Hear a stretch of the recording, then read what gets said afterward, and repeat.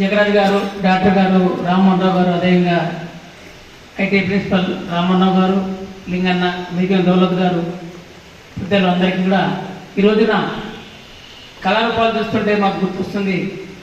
జగరాజ్ గారిని చూస్తుంటే ఆనాడు 90 లోపల అక్షర కళలో, అదే సారోద్యమంలో అదేవిధంగా పనిచేసినటువంటి అన్ని గుర్తొస్తున్నది.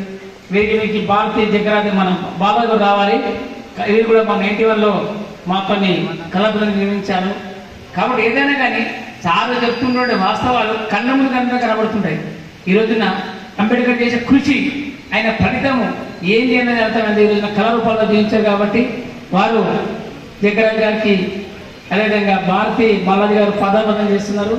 పెద్దలు మా నిజామాబాద్కి ఒక ఆణిముత్యం సార్ జగరాజ్ గారు చేయడం మూలంగా నిజామాబాద్లో 100,000 మంది కళాకారులు తయారైనారు.